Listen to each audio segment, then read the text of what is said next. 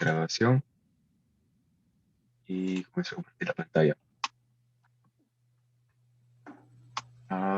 Ya. Entonces, comenzando con el repaso de la historia estadounidense. Como este fue el último capítulo que vimos, justo antes que empecemos el repaso, vamos a repasar un poco lo más antiguo, ¿no? Así que en nuestro último repaso, en nuestra última clase, vamos a ver toda la historia de los Estados Unidos, empezando con la época colonial y llegando hasta justo antes de la Primera y la Segunda Guerra Mundial. Pero bueno, empezamos entonces.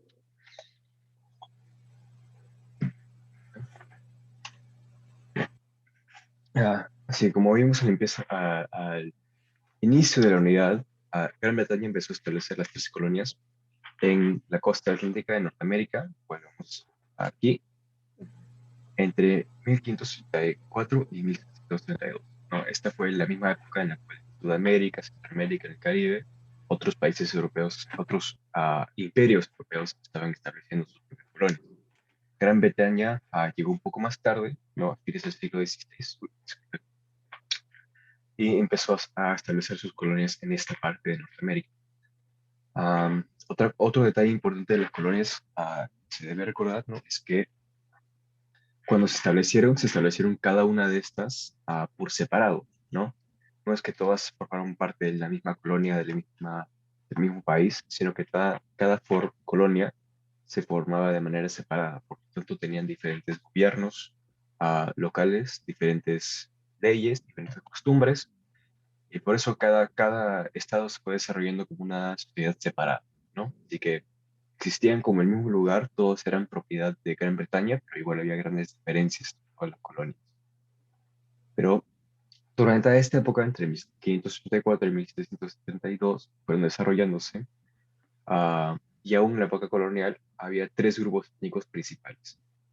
Inmigrantes de Europa del Norte, como por ejemplo, por supuesto, británicos, ¿no? Que eran los colonos que venían de Gran Bretaña a poblar las colonias, pero también inmigrantes de otras partes de Europa del Norte, como Alemania, Francia, Irlanda, que muchos venían por una variedad de razones, por motivos económicos, con factores atractivos, como vimos cuando hablamos de migración, o también para buscar más libertad de religión, por ejemplo. Se recordarán que en la Unidad de Historia Mundial hablamos sobre la reforma, ah, la gran reforma de los protestantes, ¿no? Que hubo mucha violencia religiosa en Europa durante esta época. Así que por eso hubo muchos grupos religiosos que se vinieron de Europa a los Estados Unidos para escapar de toda esa violencia y poder practicar su religión ah, en paz. Así que esos son los inmigrantes del norte de Europa que poblaron las 13 colonias durante la época colonial. También otro grupo muy importante es un gran factor en la historia de los Estados Unidos, son la población de africanos esclavizados, ¿no? Que también hemos hablado de ellos antes, que los poderes europeos durante esta época traían a esclavos de África a sus colonias en América para trabajar en haciendas, ¿no? Producen una gran variedad de productos. En la época colonial, ah, en los Estados Unidos era sobre todo el tabaco que producían, pero también un poco de arroz e índigo. Pero en fin, los africanos esclavizados iban sobre todo al sur de los Estados Unidos, porque esa era la región que tenía el clima adecuado para crecer esos cultivos. Así que hubo una gran población de africanos esclavizados en el sur del país. No, y como veremos, es una parte muy importante de la historia. Hemos hablado de eso bastante. También, por supuesto, una gran parte de la población eran los pueblos indígenas americanos que poblaban las 13 colonias, ¿no? Existían sobre todo en el oeste, que desde que llegaron los europeos siempre estaban expandiéndose hacia el oeste, tomando más y más territorio de los indígenas americanos. Estaban casi siempre en conflicto con los europeos. Así que sí se desarrollaron estas 13 colonias, ¿no? Cada una establecida por separado, cada una con su sociedad y costumbres, pero todas administradas por el Parlamento de Gran Bretaña, que quedaba, ¿no? Por supuesto, en Gran Bretaña, que quedaba al otro lado del Atlántico, pero el Parlamento, pues como el Congreso, la legislatura de Gran Bretaña, que administraba de estas 13 colonias. sí que fueron creciendo, expandiéndose durante esta época. Mientras las colonias británicas se iban expandiendo hacia el oeste, Francia había establecido estas colonias, ¿no? En lo que hoy es Canadá, más al norte y al oeste, que también se estaban expandiendo más y más, hasta que a medios del siglo XVI entraron en conflicto el Imperio Británico y francés, porque ambos querían expandirse al mismo territorio. Acá en el medio del país, donde queda hoy Ohio, ahí ambos querían expandirse por razones, por motivos económicos, ¿no? Ahí había muchos recursos naturales valiosos, así que ambos querían controlar su territorio y por eso entraron en conflicto. Y eso fue lo que inició la guerra franco-india. ¿No? Entre los ingleses en un lado, los ingleses y los colonos ingleses en un lado, y por el otro lado estaban los franceses y los indígenas americanos, los indios. Por eso se llama la guerra franco-india, ¿no? Es un poco confuso. No es una guerra entre los franceses y los indios, sino es una guerra entre los franceses y los indios contra los británicos. Pero bueno, se luchó la guerra y después de mucho tiempo llegaron a ganar los colonos británicos. Ah, después de la guerra, algo que sucedió que enfadó mucho a los colonos fue el establecimiento de la línea de proclamación de 1763. ¿Se recuerdan? Así que este conflicto no era para poder controlar todo este territorio que vemos. Después de la guerra, el gobierno británico estableció la línea de proclamación justo a lo largo de lo que antes era la frontera de la colonia británica. Y esa línea de proclamación decía que no, ningún colono británico podía mudarse al oeste de ahí y empezar a vivir a todo el territorio que acababan de ganar de Francia. Y eso, por supuesto, enfadó a los colonos porque ellos justo habían luchado esa guerra para tener el derecho de vivir en este territorio. Pero la razón por la cual los británicos habían hecho esta ley es para que los colonos no entren en conflicto con los indígenas que vivían en esta área, ¿no? Porque los franceses se habían ido, pero los pueblos indígenas seguían ahí y ellos seguían resistiendo la expansión de los europeos. Así que los británicos hicieron esa línea porque no querían más conflicto con los pueblos indígenas, porque acababan de luchar una guerra muy larga y muy costosa. Así que hicieron esa línea, pues los colonos no les gustó y también ignoraron esa ley, por supuesto. Y también otra cosa que hizo el Parlamento británico que enfadó mucho a los colonos fue la imposición de impuestos. Así que las guerras, por supuesto, son muy costosas. Y después de esta guerra muy larga que luchó Gran Bretaña, estuvo en una tremenda cantidad de deuda los británicos. Así que ellos pensaron que como la guerra había sido luchado para mejorar la vida de los colonos, para poder darle más territorio, ponerles impuestos a los colonos para que ellos puedan pagar la deuda de la guerra. Y una de las razones principales por cual esto enfadó a los colonos es el concepto de la representación, ¿no? Recordarán que todo esto está sucediendo durante la época de la ilustración, de todas estas nuevas ideas filosóficas sobre democracia, libertad e igualdad. Bueno, en las colonias ellos empezaron a pensar que el Parlamento en Gran Bretaña no tenía el derecho de imponer los impuestos. ¿Por qué? Porque los colonos no tenían nada de representación en Gran Bretaña. No, ellos no podían votar para tener representantes en el Parlamento, por lo tanto no estaban representados, por lo tanto no pensaban que el Parlamento tenía derecho de imponerles impuestos. Así que como estaban muy enfadados por los nuevos impuestos que le habían puesto le había puesto el gobierno de Gran Bretaña, los colonos empezaron a protestar y organizar boicots y diferentes demostraciones contra los nuevos impuestos. Ah, la demostración, la protesta más fuerte de todas estas fue el motín del té de Boston, que el Parlamento había creado un nuevo impuesto sobre el té y en respuesta a esto, los colonos organizaron esta protesta en la cual subieron a unos barcos británicos que estaban en los muelles de Boston y arrojaron todo el té al océano, al mar. Y esto enfadó muchísimo al gobierno británico. Esto fue una tremenda cantidad de propiedad, de dinero que habían gastado los colonos destruyendo todo este té. Así que en respuesta a esto, el Parlamento aprobó las leyes intolerables. Las leyes intolerables eran unas cuantas leyes muy duras, muy estrictas, muy opresivas contra los colonos, que hacía una variedad de cosas. Por ejemplo, cerraron el muelle de Boston para que no pudieron haber más comercio. Cerraron varios de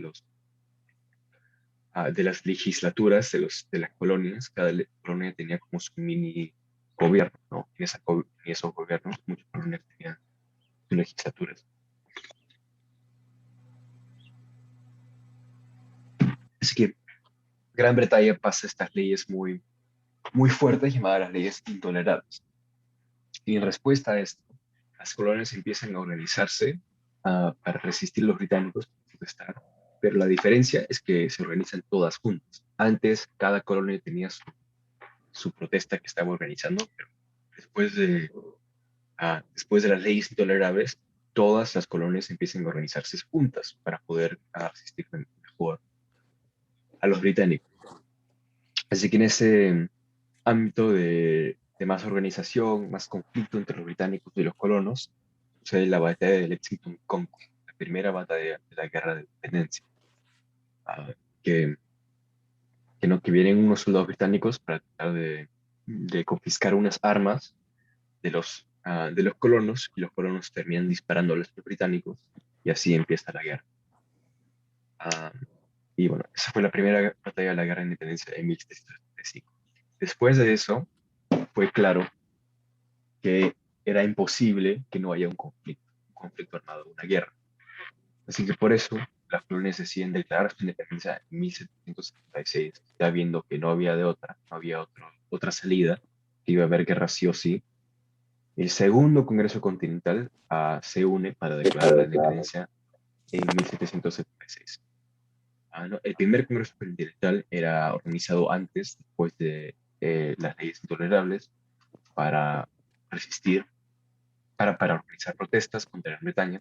El segundo fue organizado después de la batalla de Lexington y Concord para declarar la independencia de los Estados Unidos. Así con esto empieza la guerra de independencia y se lucha por varios años. La guerra termina en 1783 y después de eso los Estados Unidos empiezan su etapa republicana como país independiente. Ya. Así que como vimos, uno de los motivos importantes que los Estados Unidos de declarar su independencia era quererse expandir hacia el oeste, ¿no? La- una de las razones por las cuales los colonos no querían ser colonos de Gran Bretaña era esa línea de proclamación que había impuesto el Parlamento, ¿no? Que decía que no podían mudarse al oeste. Los colonos querían mudarse al oeste, querían expandirse al oeste, y esa se volvió una característica importantísima de los Estados Unidos durante el siglo XIX, los años 1800. Y esta idea, esta voluntad de seguir expandiéndose hacia el oeste, le dio un nombre, un escritor en 1845, que esa ideología, esa idea se llama el Destino Manifesto, que básicamente quiere decir, ¿no? La ideología cultural es la idea que tienen los estadounidenses, que tienen el derecho, es su destino, que su país siga extendiéndose hacia el oeste hasta llegar al Océano Pacífico. Um, y hay diferentes visiones de destino manifiesto, ¿no? De cuánto debían expandirse, pero bueno, en lo general, destino manifiesto quiere decir que los estadounidenses tenemos el derecho de expandirnos hacia el oeste y que quien sea que esté en nuestro camino tiene que irse, ¿no? Tenemos que votar. Eso es destino manifiesto. Comenzó con la Ordenanza del Noroeste en 1778, eso será no, 2 años después de que se declaró la independencia, y lo que era la Ordenanza del Noroeste era como un plan de cómo incorporar nuevo territorio a los Estados Unidos, ¿no? Empezando con todo el territorio que habían ganado después de la Guerra Franco-India, después de que se independizaron empezaron a incorporar ese territorio en estados, territorios y todo eso. Después de eso, como ya tenían ese plan, ese esquema de cómo incorporar nuevos territorios a los Estados Unidos, siguieron expandiéndose primero con la compra de Luisiana en 1803, en la cual llegaron a comprar todo esto que ven acá, más o menos un tercio del país fue adquirido con la compra de Luisiana de 1803, en la cual los Estados Unidos compró una tremenda cantidad de territorio de Francia, porque Francia ya no quería sus colonias en Norteamérica, así que se las vendió a los Estados Unidos eh, muy barato. Así que esa fue la compra de Luisiana en 1803. En medio de eso siguió expandiéndose por los Estados Unidos, también con otra etapa muy importante de la expansión fue la Guerra Mexicana Estadounidense a mediados del siglo XIX, que ya conocen, no, ya hablamos de cómo sucedió eso. Después de la guerra ganó los Estados Unidos y adquirió todos los territorios que después de la Guerra Mexicana Estadounidense, los Estados Unidos estuvieron más o menos formados de todo el territorio que tienen hoy en día, menos Alaska y Hawái. Pero bueno, después de adquirir todo este territorio, una cosa era adquirirlo políticamente, ¿no? De decir que otros países reconozcan que es este territorio. Pero otra cosa era verdaderamente controlarlo. Y esto fue un problema sobre todo en los Estados Unidos porque esas tierras no estaban vacías, ¿no? Tenían gran cantidad de población, sobre todo de pueblos indígenas. Así que también hemos hablado de esto en más detalle, pero por lo general se acordarán que mientras los Estados Unidos seguía expandiéndose al oeste, como tenía mejores recursos, mejores armas ah, y mejor organización, pudo expulsar a los pueblos indígenas más y más mientras seguía expandiéndose hacia el oeste. Acá tenemos un mapa que en el marrón oscuro es el territorio de los pueblos indígenas de los Estados Unidos y vemos como a través de los años siguen perdiendo más y más territorio. Eso es conforme los Estados Unidos van expandiéndose, metiéndose en guerra con los pueblos indígenas, masacrando a los pueblos indígenas y forzándolos a formar tratados que después los Estados Unidos violan, ¿no? Para poder adquirir más territorio.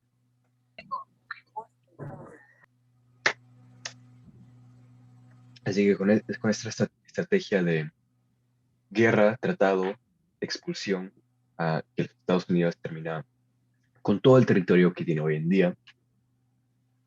Y al final, como los pueblos indígenas no tenían ningún lugar a donde irse, a los Estados Unidos, el gobierno de los Estados Unidos empezó a establecer reservaciones, que eran territorios reservados para los pueblos indígenas, que pueden ver acá que son, sobre todo en el oeste, es muy poco territorio y que también constantemente es, por lo general, el peor territorio que quedaba en los Estados Unidos. Estas tierras que vemos acá no son tierras de buena calidad.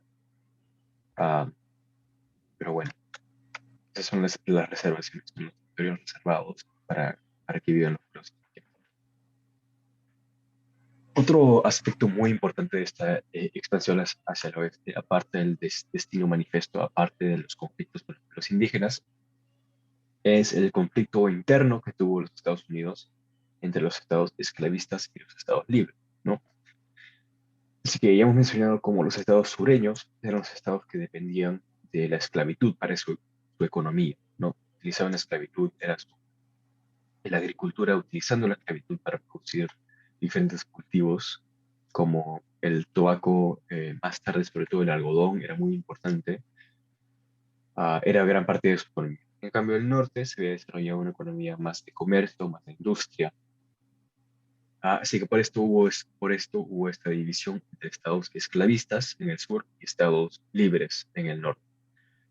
Y conforme los Estados Unidos fue expandiéndose hacia el oeste, ah, creando más estados, adquiriendo más territorio, hubo este gran conflicto entre los estados esclavistas y los estados libres para ver si los nuevos estados de los nuevos territorios iban a ser esclavistas o libres, ¿no? Porque si había más estados esclavistas, entonces ellos iban a tener más poder en el Congreso, en la política. Pero si había más estados libres, ellos iban a tener más poder. Así que ambos lados no querían que el otro se vuelva demasiado poderoso.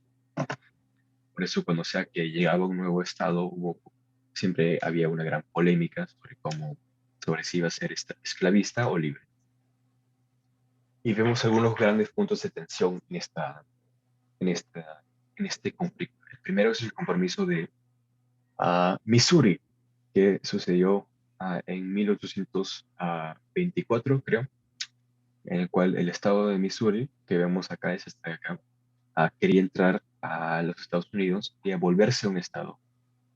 No, todos estos comienzan como territorios y después se vuelven un estado después de un proceso, ¿no? Que tienen que llegar a cierta cantidad de población, cierto nivel de organización, en fin.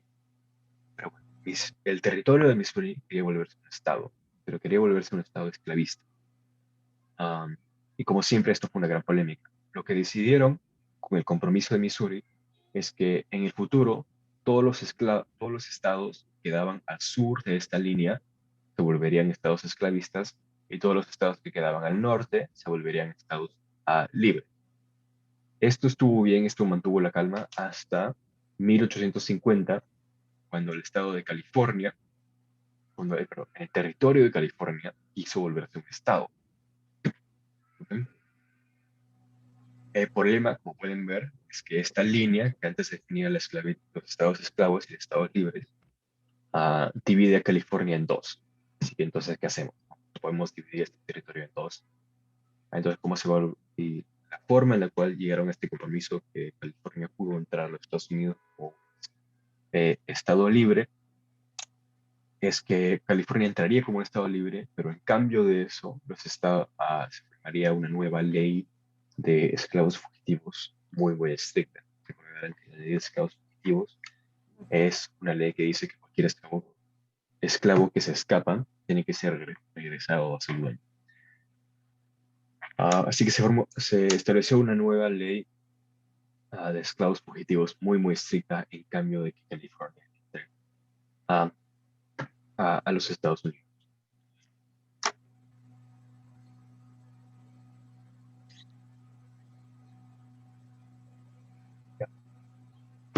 Así que eso fue un gran punto de tensión por la nueva ley establecida que era la responsabilidad de cualquier ciudadano en el norte del país de regresar a un esclavo a su dueño, ¿no?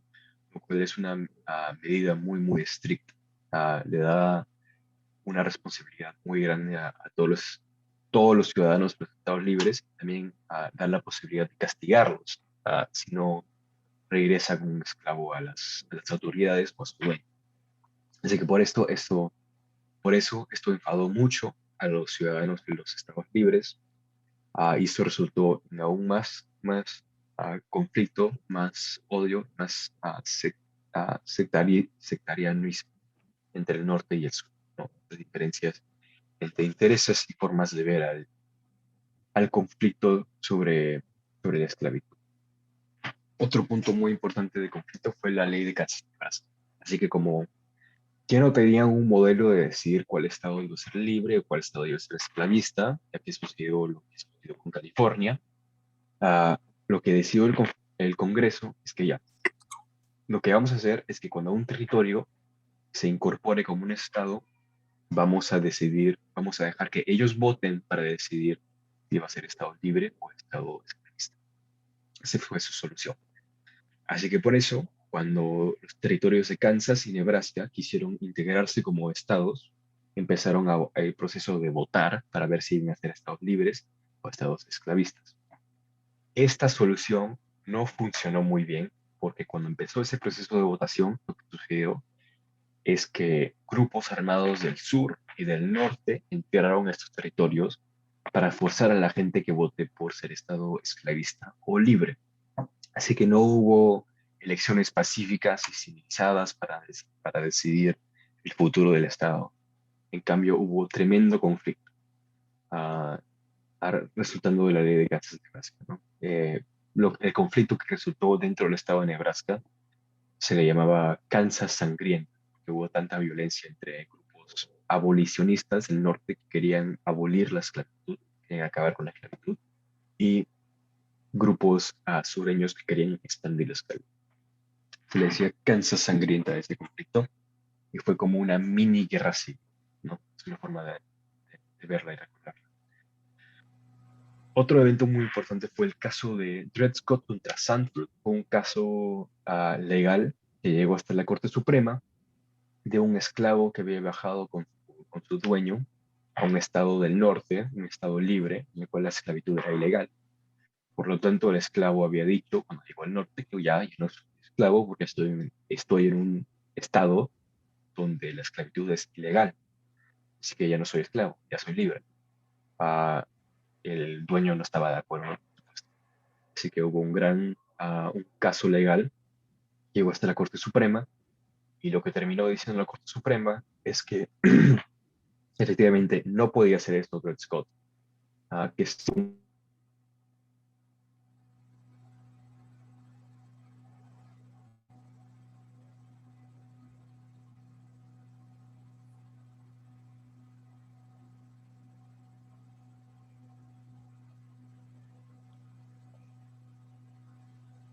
Ya no te escucha.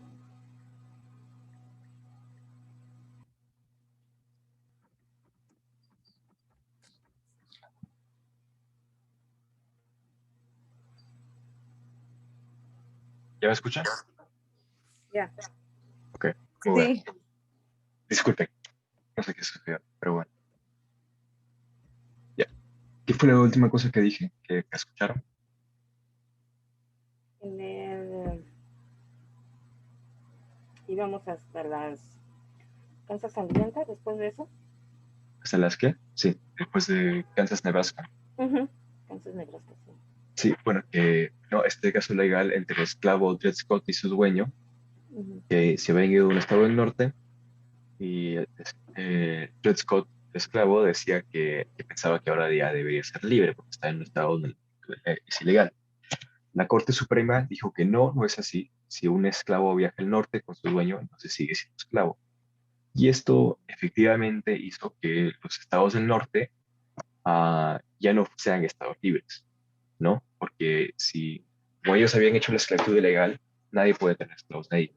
Pero si ahora están en esta situación, que si alguien del sur puede tomar sus esclavos y irse a vivir al norte, seguir con sus esclavos, seguir con sus esclavos, entonces ya no es ilegal la esclavitud de ahí y ya no son estados libres.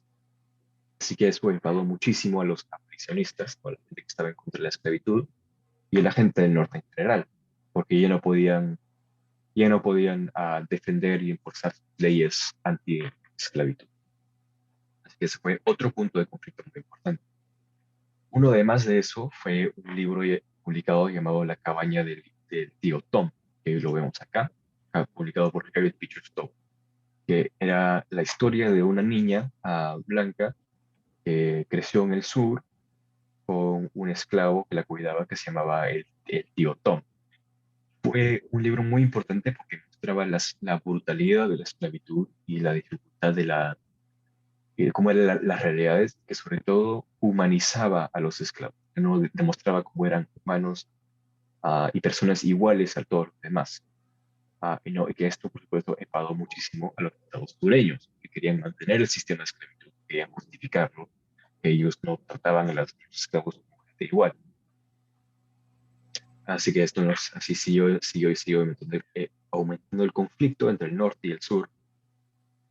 Uno de los eventos más dramáticos en todo esto fue el enfrentamiento de John Brown y Harper's Ferry.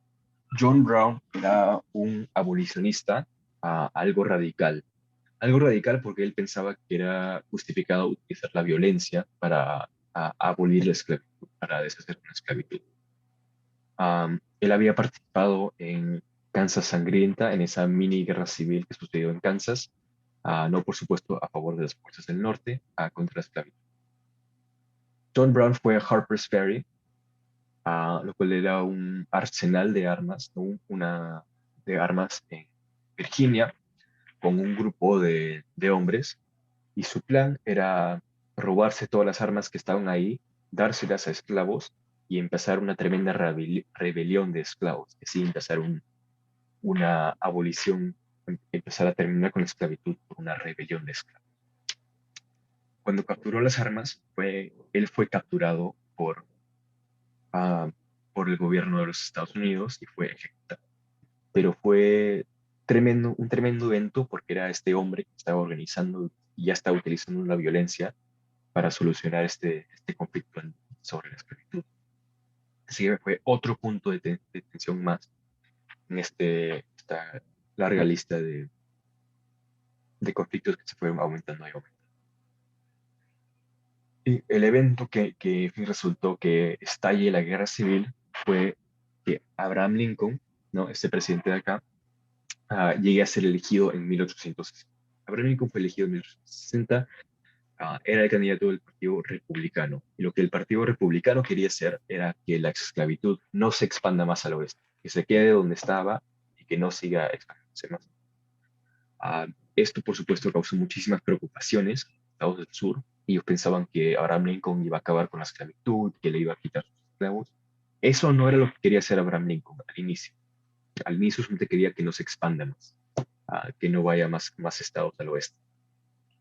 Pero en fin, eso era suficiente para que los estados sureños tengan mucho miedo.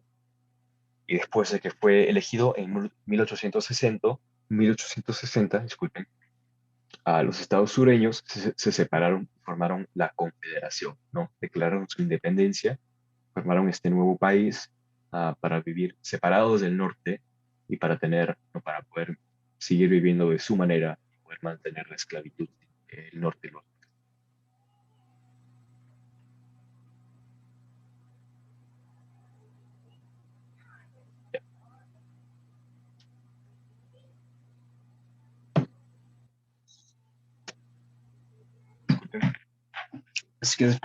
Así que a causa de todo esto es que estalló la guerra civil. Um, los confederados y los confederados tenían ciertas ventajas al inicio de la guerra, ¿no? Como por ejemplo, como ellos eran los que habían disculpe, ellos no tenían ninguna necesidad de salir de su territorio, ¿no? Ellos podían quedarse en el sur y solamente resistir a los norteños. En cambio, los norteños eran los que tenían que invadir al sur para forzarlos a que vuelvan a ser parte de los Estados Unidos. Así que los estados del norte lo tenían un poco más difícil que los estados del sur. Pero en cambio, los estados del norte tenían muchas ventajas. Tenían mucha más población, tenían mucha más capacidad industrial, así que podían fabricar armas, municiones, todo lo necesario para luchar una guerra. Podían fabricarlo mucho más rápido. Y también tenían una economía más fuerte, tenían población, tenían mejor sistema de transporte para poder, por ejemplo, llevar tropas del norte del país a la batalla, a la frente de batalla, de manera mucho más fácil y eficiente que el sur. Pero bueno, como el sur tenía sus ventajas, ¿no? De que solo tenía que defender, ganaron las primeras batallas de la guerra. Pero después de 2 años, conforme el norte fue organizándose mejor, llegó a ganar, llegó a darle la vuelta al sur y empezar a ganar la guerra. Importante, esto fueron dos batallas importantísimas que fueron luchadas en 1863. La primera fue en Gettysburg. Gettysburg, que es un pueblo que queda en el sur de Pensilvania, que en realidad fue la única vez que el sur luchó una batalla afuera del sur. Acá queda Gettysburg, pueden ver que queda justo en el borde entre el sur y el norte. El sur decidió tratar de invadir el norte para forzarlo a capitular en la guerra, a rendirse, pero no resultó. El norte derrotó al ejército sureño, resultó una tremenda pérdida para el sur. Perdió la gran mayoría de su ejército y después de eso nunca pudo recuperarse. Y Vicksburg fue otra batalla. Acá pueden ver lo que está acá en el centro del sur.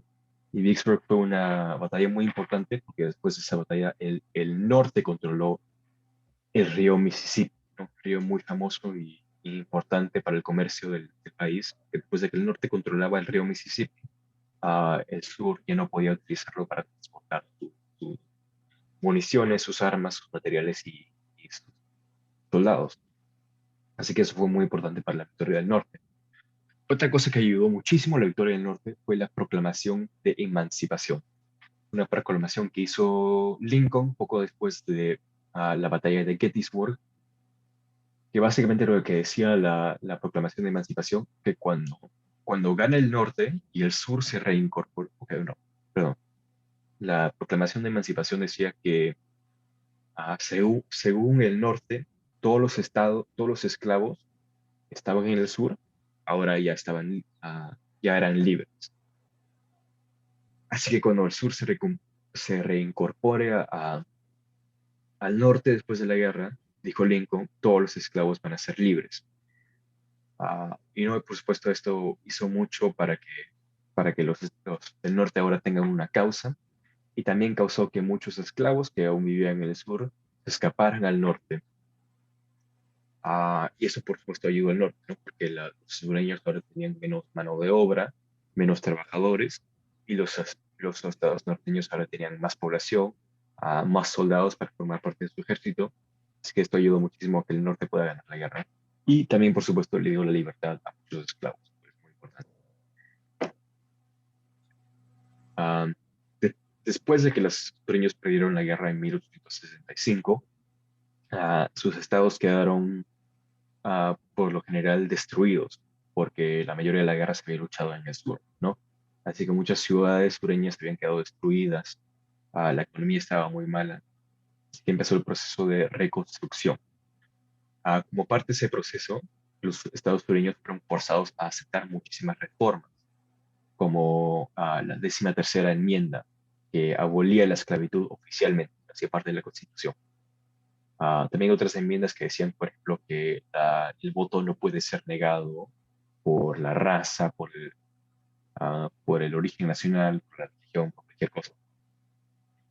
Y todas estas reformas fue forzados a aceptarlas durante el proceso de reconstrucción. Después de que el sur fue reincorporado a los Estados Unidos y ya eran estados regulares de nuevo,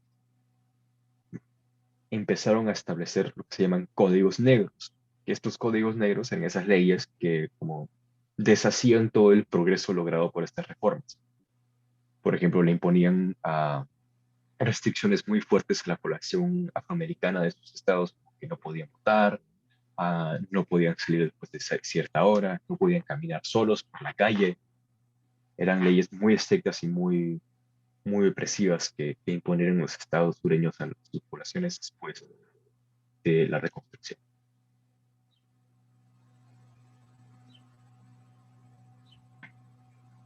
Ya, continuando, creo que esta es la última cosa que vamos a ver hoy.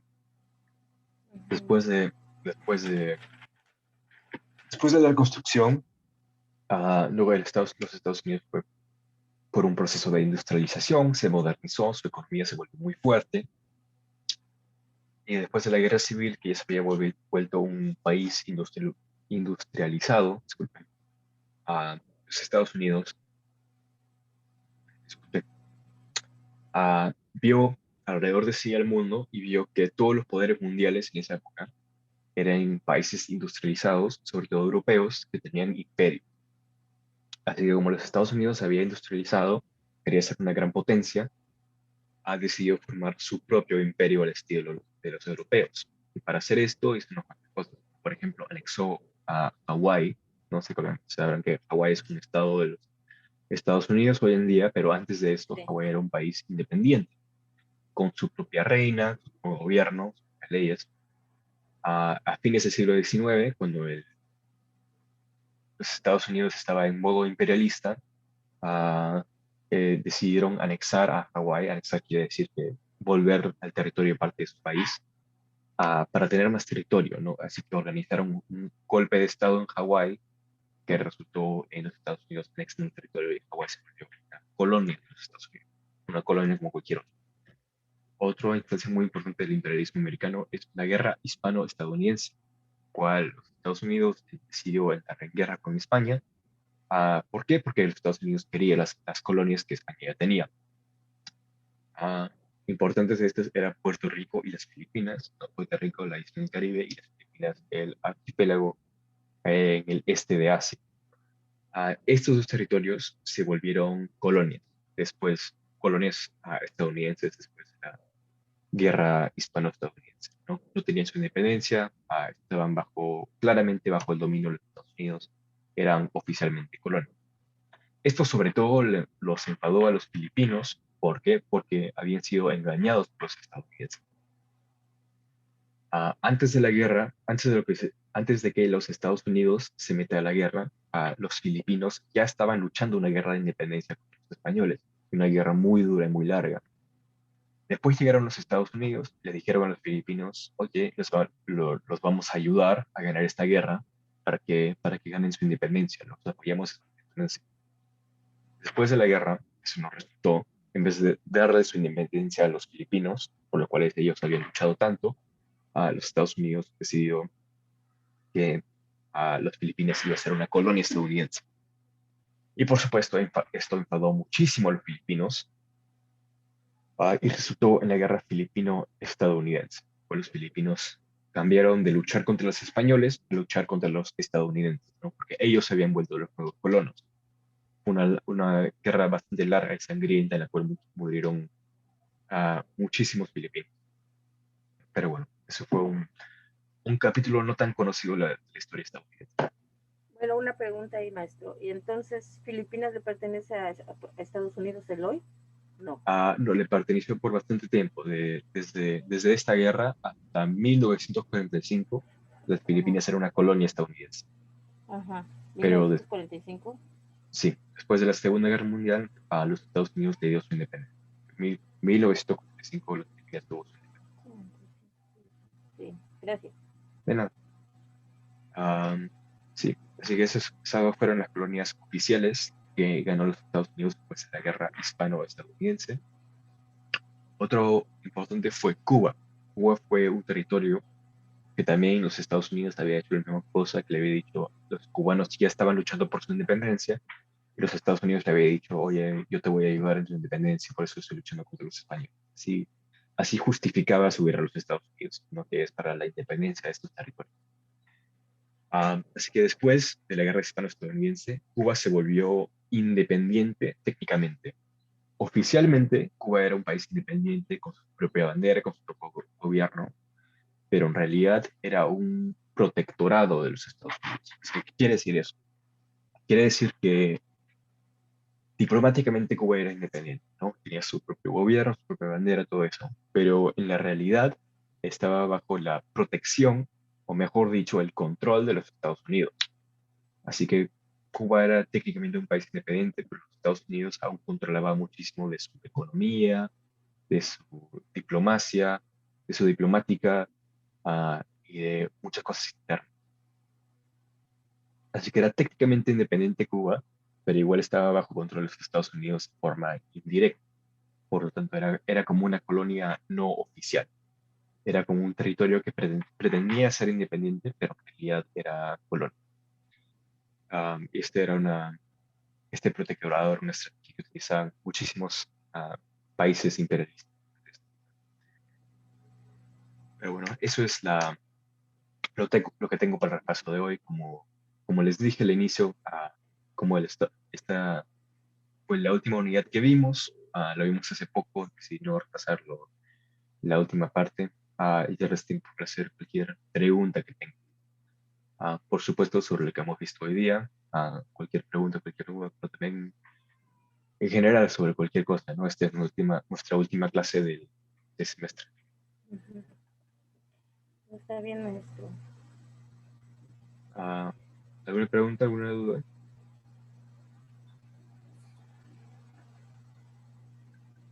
No. Todo bien, entonces, si no hay, un segundo, tomar el punto de la lista de asistencia. Y si no hay ninguna pregunta, ninguna duda, no, nada más, entonces eso es todo por el semestre. Ok, Gonzalo, muchas gracias. Que tengas unas buenas vacaciones. Gracias. Y Muchas gracias a ustedes y les deseo muy buena suerte en el examen TAS, cuando sea que lo tomen. Ah, Sé que estas cosas están un poco difíciles ahora con la pandemia, pero buena suerte. Y si también necesitan cualquier cosa estudiando por el examen, preparándose, no duden de mandarme un mensaje, por favor. ok, Ok, gracias. Gracias, maestro Gonzalo, por todo.